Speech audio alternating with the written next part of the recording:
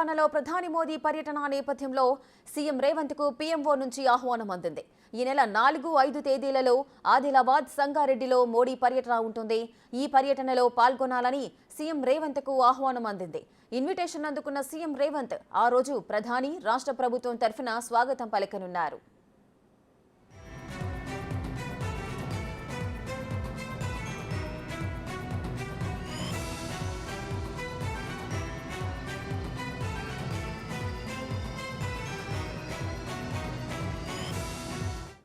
తెలంగాణలో ప్రధాని మోదీ పర్యటన నేపథ్యంలో సీఎం రేవంత్ రెడ్డికి పీఎంఓ నుంచి ఆహ్వానం అందింది.